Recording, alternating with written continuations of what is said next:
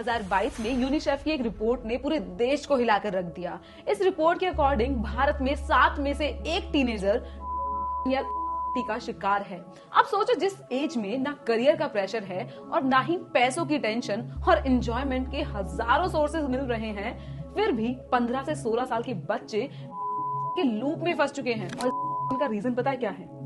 ये 6x4 का डब्बा, जिसे हम मॉडर्न वर्ल्ड की सबसे बड़ी इन्वेंशन मानते हैं, पर एक ऐसा डिवाइस जो हमारी लाइफ को आसान बनाने के लिए इन्वेंट किया गया था, जिसके बिना आज की डेट में सरवाइव करना पॉसिबल ही नहीं है। Every once in a while, a revolutionary product comes along that changes everything. वो इंसान का सबसे बड़ा दुश्मन कैसे बन गया? कैसे एक मामूली सा स्मार्टफोन आज रीजन बन गया है 15 साल के बच्चों का, आपके और मेरे स्ट्रेस लेवल्स बढ़ाने का, और यहाँ तक कि लोगों के डाइवोर्स लेने तक। सो रहे हो नींद में गधे की तरह, रात को आ गई, आंख खुल गई, पानी पीना है, पानी पिया, फोन उठा के फेसबुक खोल लोगे तुम। I think my screen time was roughly around 6 hours per day. वो मेरे को ऐसा लगता है मेरे बॉडी की पूरी मेंटल एनर्जी खींच लेता है कि ये जो मेरा मेमोरी लॉस है उसका रीजन है फोन एडिक्शन। 22 जनवरी 2025 को फेमस कंटेंट क्रिएटर मोहक मंगल अपने चैनल पर एक वीडियो अपलोड करते हैं। ब्राउजर पर लगातार टैब स्विचिंग करना और सोशल मीडिया को यूज करना एक ड्रग की तरह था, जो मुझे पता है कि बुरा है मेरे लिए, पर मैं उसको रोक ही नहीं पाता। ये वीडियो एक अनाउंसमेंट थी जिसमें मोहक बताते हैं कि वो अब से शॉर्ट फॉर्म कंटेंट यानी कि 30 से 60 सेकंड की वीडियोस कभी भी सोशल मीडिया पर अपलोड नहीं करेंगे। और इसका रीजन, मोहक नहीं चाहते कि वो और उनकी ऑडियंस ब्रेन रोट का शिकार हो। पर निधि, ये ब्रेन रोट है क्या? देखो, तुम फोन उठाओगे कि बस 5 मिनट स्क्रॉल करेंगे, कोई मीम तुम्हें हंसाएगा, कोई न्यूज क्लिप तुम्हें शॉक करेगी, कोई रील तुम्हें डिस्ट्रैक्ट करेगी, और 1 घंटा तो बस यूं ही निकल जाता है कि कुछ पता ही नहीं चलता कहाँ गया। और यही है ब्रेन रॉट। हिंदी में कहें तो दिमाग का सड़ना। एक ऐसी कंडीशन जहां तुम्हारा दिमाग इतनी बार डिजिटल चीजों से भर जाता है कि वो अपने नेचुरल काम जो करना है वही भूल जाता है। तुम्हारा फोकस, याद रखने की ताकत और डिसीजन लेने की एबिलिटी सब धीरे धीरे वीक हो जाती है, और तुम्हें पता भी नहीं चल रहा है। और ये सिर्फ तुम्हारे साथ ही नहीं, सबके साथ हो रहा है। ये एक इनविजिबल एपिडेमिक है। जैसे हर टाइम तुम्हारा फोन पर जो कंटिन्यूअस स्क्रॉलिंग होती है, वो छोटी छोटी नोटिफिकेशन जो तुम्हें मिलती है, और वो एड्स जो तुम्हारे दिमाग को बार बार ट्रिगर करते हैं, ये सब मिलके तुम्हारे ब्रेन को थोड़ा थोड़ा ओवरलोड करते हैं। अब तुम्हारा दिमाग हर वक्त एक केमिकल रिलीज करता है जिसे डोपामाइन कहते हैं, जो तुम्हें बार बार ज्यादा देखने, क्लिक करने और इंटरेक्ट करने के लिए एक्साइट करता है। तुम्हारे ब्रेन को हर बार एक नई चीज देखने का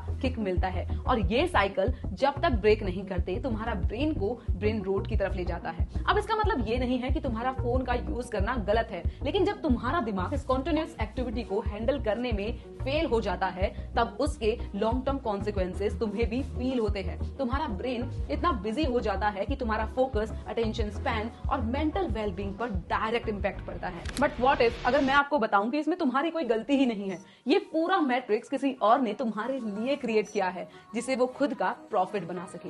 तुम्हारा हर एक स्क्रॉल से कोई और इंसान अमीर हो रहा है। ये सुनने में जितना सिंपल है, रियलिटी में उतना ही कॉम्प्लेक्स है। पर ये प्रॉब्लम सिर्फ रील्स देखकर अपने माइंड को ओवरलोड करने की नहीं है। It is much deeper than that. तुम्हारा दिमाग जो पहले एक वक्त पे एक चीज पर ध्यान देता था, अब उसे हर वक्त हजारों चीजों को हैंडल करने का प्रेशर दिया जा रहा है। Reels, memes, notification, doom scrolling, सब कुछ एक साथ। तुम्हें लगता है कि तुम रिलैक्स कर रहे हो, पर असली में तुम्हारा ब्रेन एक इमोशनल रोलर कोस्टर पर है, और तुम्हें पता भी नहीं है। याद करो, पहले तुम एक आर्टिकल पढ़ते थे बिना किसी डिस्टर्बेंस के, एक बुक का चैप्टर कंप्लीट करते थे और तुम्हारा दिमाग फोकस्ड रहता था। लेकिन अब एक मीम देखते हो, फिर एक रील जिसमें किसी की शादी हो रही है, और फिर अगले ही सेकंड में वर्ल्ड वॉर की प्रेडिक्शन देख रहे हो। तुम्हारा दिमाग कंटिन्यूअसली फ्लिप हो रहा है, लेकिन तुम सोच रहे हो बस थोड़ा सा ब्रेक ले लिया। तुम्हें लगता है तुम रिलैक्स कर रहे हो, पर असली में तुम अपनी अटेंशन और फोकस खो रहे हो। और सोते वक्त भी हम सब यही चीजें कर रहे हैं। तुम सोचते हो बस 5 मिनट फोन चेक कर लूं, लेकिन अब वो 5 मिनट का स्क्रॉल 1 घंटा बन जाता है, और तुम्हें पता भी नहीं चलता कि तुम्हारी पूरी स्लीप साइकिल डिस्टर्ब हो जाती है, और सुबह उठकर तुम्हें लगता है कि तुम पूरी रात सोए ही नहीं हो। ये एक एग्जॉशन, एक लूप बन जाता है। तुम और ज्यादा डिजिटल कंटेंट के पीछे भागते हो और थकान और बढ़ जाती है। और जब तुम्हारे डेली हैबिट्स में ये सब घुस जाता है, तो तुम अपनी सोच, अपनी इमेजिनेशन सब खो देते हो। तुम्हारे थॉट्स को एक कंटेंट कंज्यूम करना रिप्लेस कर रहा है। तुम अपनी क्रिएटिविटी खो रहे हो, क्योंकि तुम्हारा दिमाग सिर्फ कंज्यूम करना जानता है, क्रिएट करना नहीं। ये सब मिलके तुम्हारे ब्रेन को एक ऐसे स्टेट में डाल देते हैं जहां तुम अपने डिसीजंस को एल्गोरिदम के कंट्रोल में महसूस करते हो। तुम्हें लगता है कि तुम फ्री हो, लेकिन असलियत में तुम इस फोन के या फिर कहे तो एक ऐप के स्लेव बन चुके हो। और लॉन्ग टर्म इम्पैक्ट, तुम्हारा अटेंशन स्पैम ड्रास्टिकली रिड्यूस हो रहा है। पहले 12 सेकंड्स था, अब वो 8 सेकंड से भी कम हो गया है। रेट्स तो पिछले 15 सालों में ट्रिपल हो चुके हैं। ये सिर्फ स्टैटिस्टिक्स नहीं है, ये एक वार्निंग है, एक इनविजिबल एपिडेमिक, एक ऐसी बीमारी जो तुम्हारी हेल्थ, डिसीजंस और रिलेशनशिप्स और जिंदगी को धीरे धीरे खत्म कर रही है और तुम्हें इस चीज के बारे में पता भी नहीं चलता। डिजिटल वर्ल्ड एक नई दुनिया है, लेकिन अगर हम अपनी बाउंड्री सेट नहीं करेंगे तो ये ब्रेन के लिए एक स्लो पॉइजन की तरह काम करेगा। तुम्हें डिसाइड करना होगा क्या तुम इस गेम में सरवाइव करोगे या नहीं। और सरवाइव करने का सोच ही लिया है तो कब और कहां तक। ये ब्रेन रोट एक टेम्पररी फेज है, ये एक साइलेंट क्राइसिस है जो तुम्हारी जिंदगी के हर एस्पेक्ट को इम्पैक्ट कर रहा है। Mental health, relationships, productivity, cognitive abilities और सोसाइटी का स्ट्रक्चर। और मेंटल हेल्थ पर इसका असर तो सबसे गहरा है। कांस्टेंट ओवर स्टिमुलेशन और डोपामाइन स्पाइक्स तुम्हारी ब्रेन केमिस्ट्री को नुकसान पहुंचाते हैं। तुम्हारा दिमाग समझता है कि एक मीम या फिर एक रील से हमारा जो मूड है वो इम्प्रूव हो रहा है, लेकिन असल में ये तुम्हें और आइसोलेटेड और डिस्कनेक्टेड महसूस करवाता है। फोमो और सेल्फ वर्थ की कमी इस साइकिल को और गहरा कर देती है। इसी सेल्फ वर्थ की कमी और सोशल मीडिया बुलिंग की वजह से कई लोग अपनी क्योंकि उन्हें लगता है कि उनका एग्जिस्टेंस किसी के लिए इम्पोर्टेंट है ही नहीं। We see rates of depression and loneliness going up among young people. And I'm concerned that social media is an important driver of that youth mental health crisis. Even relationships भी इससे बची नहीं है। तुम physically तो अपने loved ones के साथ में होते हो, लेकिन मेंटल स्पेस कहीं और होता है। तुम्हारा माइंड हर वक्त फोन, सोशल मीडिया या फिर डिजिटल कंटेंट में उलझा रहता है और ये तुम्हें अपने लव्ड वन से इमोशनली डिस्कनेक्ट कर देता है। ये डाइवोर्स का मेजर कॉजेस में से एक है। और दूसरी तरफ हम मल्टीटास्किंग को अपना सुपर पावर समझते हैं, लेकिन रियलिटी ये है कि जब हमारा कांस्टेंट डिस्ट्रैक्शंस आते रहते हैं तो हमारी जो एफिशिएंसी है वो 40% तक रिड्यूस हो जाती है। हार्वर्ड बिजनेस रिव्यू के हिसाब से एक एवरेज एम्प्लॉय अपनी वर्किंग आवर्स का 28% ईमेल्स और नोटिफिकेशंस में वेस्ट करता है। तुम्हारा ब्रेन अननेसेसरी स्ट्रेस ले रहा होता है जो तुम्हारी डिसीजन मेकिंग और क्रिएटिविटी को कमजोर करता है। कॉग्निटिव एबिलिटीज भी ओवरलोड से अफेक्ट हो रहा है। डिजिटल कंटेंट बहुत शैलो हो गया है। तुम्हारा ब्रेन बस छोटी छोटी बातें याद रखता है, लेकिन गहरी सोच और फोकस धीरे धीरे कम हो रहा है। और सोसाइटी पे इसका इफेक्ट और ज्यादा है। तुम्हारे डिसीजंस और एक्शंस एक अटेंशन इकोनॉमी के एल्गोरिदम में कंट्रोल है। सोशल मीडिया तुम्हें डिवाइड कर रहा है और हर चीज को पोलराइज कर रहा है। तुम्हें लगता है कि तुम अपने डिसीजंस अपनी मर्जी से ले रहे हो, लेकिन असली में तुम एल्गोरिदम में ट्रैप हो चुके हो। और बच्चों पे तो ये सबसे ज्यादा सीरियस है। आजकल एक 5 साल का बच्चा बिना फोन के खाना भी नहीं खाता है। ये सिर्फ पेरेंटिंग का इशू नहीं है, पूरा सिस्टम है जो उन्हें फोन्स और स्क्रीन से ज्यादा टाइम स्पेंड करने पर मजबूर कर रहा है। बच्चों का आउटडोर टाइम कम हो गया है जो उनकी हेल्थ और सोशल स्किल्स पर असर डाल रहा है। और बॉडी का तो क्या ही कहना, ज्यादा स्क्रीन टाइम तुम्हारी आंखें, बॉडी पोस्चर और नींद को डिस्टर्ब करता है। ब्लू लाइट तुम्हारी नींद को भी अफेक्ट करती है, जिसकी वजह से तुम्हारी एनर्जी और इम्यूनिटी लेवल्स लो हो जाते हैं। और सबसे बड़ा लॉस, तुम्हारा हैप्पीनेस और सेटिस्फैक्शन का फीलिंग गायब हो जाना।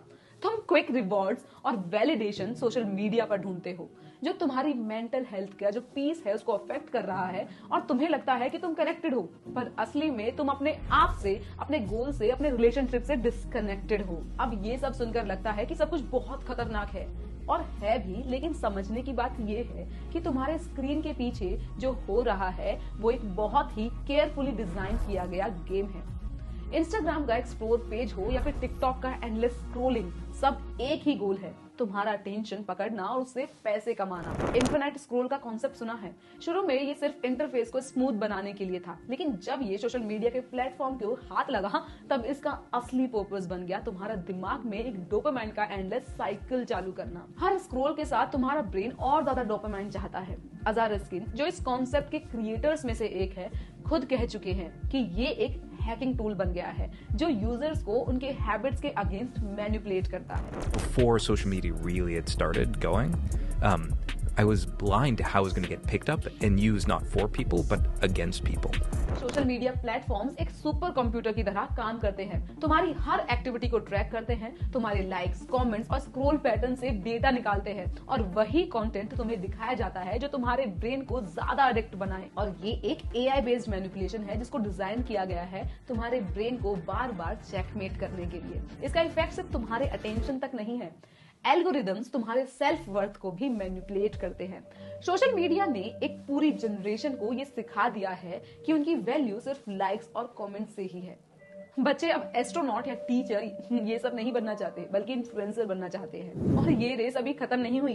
टिकटॉक के आने के बाद इंस्टाग्राम, फेसबुक ने भी शॉर्ट फॉर्म कंटेंट और एडिक्टिव एल्गोरिदम्स को अडॉप्ट किया, जिसका रिजल्ट है और ज्यादा ओवर स्टिमुलेशन और ब्रेन रॉट। और सबसे जरूरी बात, ये तुम्हारी गलती नहीं है। सोशल मीडिया प्लेटफॉर्म्स तुम्हारी नेचुरल इंस्टिंक्ट्स का फायदा उठा रहे हैं। तुम्हारा क्यूरियोसिटी काफी इजीली एडिक्शन में बदल जाता है जब प्लेटफॉर्म्स ही मैनिपुलेट करने के लिए डिजाइन किए गए हैं। तो ब्लेम तुम्हें नहीं, उन्हें होना चाहिए। तो अब तुम सोच रहे होगे ये सब कुछ समझ गया, लेकिन अब क्या? भले ही गलती तुम्हारी ना हो, लेकिन प्रॉब्लम तो तुम्हारी ही है। तुम्हारे ब्रेन को ब्रेन रोट से छुटकारा दिलाना तुम्हारे हाथ में है। और यही इतना सिंपल भी नहीं है। तुम्हें अपनी हैबिट्स को एनालाइज करके उन्हें कंट्रोल करना होगा। शुरू करने के लिए तुम्हें अपने माइंड को ट्रेन करना पड़ेगा। जैसे तुम जिम में बॉडी को धीरे धीरे ट्रेन करते हो, वैसे अपने माइंड को भी ट्रेन करो। तुम्हारे फोन को बस 5 मिनट के लिए दूर रखो, पहले 5 मिनट, फिर धीरे धीरे टाइम बढ़ाओ। तुम्हारा दिमाग को ऐसे थोड़ा फील करना जरूरी है ताकि ये ओवर स्टिमुलेशन की हैबिट तोड़ सके। अब तुम्हारे आसपास का एनवायरनमेंट, तुम्हारा फोन अगर तुम्हारे सामने है तो डिस्ट्रैक्शन के चांसेस ज्यादा है। तुम्हारे फोन को थोड़ा दूर रखो। जब तुम्हें उस तक पहुंचने में थोड़ा एफर्ट लगेगा, तब तुम्हारा दिमाग थोड़ा सोचने लगेगा और ये तुम्हारी हैबिट को तोड़ने में मदद करेगा। क्योंकि तुम्हारा ब्रेन कंटिन्यूअसली डोपामाइन चाहता है, तो उसको रीसेट करना बहुत जरूरी है। तुम 30 मिनट का पहले अपने फोन को साइड रखो और अपने दिमाग को रीसेट होने दो। तुम्हारा ब्रेन को नेचुरल डोपामाइन मिलेगा, लेकिन ये तुम्हारी लाइफ को रीसेट करने में काफी मदद करेगा। ये तुम्हें शांति और क्लैरिटी देगा। स्क्रीन टाइम पर कंट्रोल रखना भी जरूरी है। हर एक ऐप का एक टाइम लिमिट सेट करो। तुम्हारे पास 30 मिनट है एक ऐप के लिए और उसी में ही खत्म करो। जब तुम माइंडलेस स्क्रॉल करते हो तो तुम्हारा फोकस चला जाता है, पर जब तुम टाइम लिमिट सेट करते हो तो तुम अपने टाइम का बेस्ट यूज कर सकते हो। शॉर्ट वीडियो से दूर रहो, तुम्हारे ब्रेन को ओवर स्टिमुलेशन मिलता है उनसे। तो लॉन्ग फॉर्म कंटेंट देखो, डॉक्यूमेंट्रीज, पॉडकास्ट या फिर बुक्स। ये तुम्हारे ब्रेन को ज्यादा स्पेस देगा और तुम्हें डीप और मीनिंगफुल कंटेंट मिलेगा। और फिर अपने फोन से एक दिन का ब्रेक लो, एक दिन या कुछ घंटे बिना फोन के रहो। ये तुम्हें अपने रिलेशनशिप्स को ध्यान देने का टाइम देगा और तुम्हारे मेंटल स्पेस को रिचार्ज करने में मदद करेगा। फाइनली अपनी लाइफ में माइंडफुलनेस लाओ। थोड़ा मेडिटेशन या फिर डीप ब्रीदिंग अपने रूटीन में शामिल करो। जब तुम्हारा दिमाग एक लूप में हो तो माइंडफुलनेस तुम्हें वहां से बाहर निकालेगा और तुम्हारा स्ट्रेस दूर करेगा। ये सॉल्यूशन सिर्फ टिप्स नहीं है, ये एक माइंड शिफ्ट है। तुम्हारे पास पावर है अपने डिस्ट्रैक्शन को कंट्रोल करने की। तुम्हारे टाइम का कंट्रोल तुम्हारे हाथ में है, अब उसे वेस्ट मत होने दो। और अगर ये वीडियो तुम्हारे दिल तक पहुंचा हो तो इसे शेयर करो और सब्सक्राइब करना मत भूलना। मैं आपको मिलूंगी जल्द ही एक और वीडियो के साथ।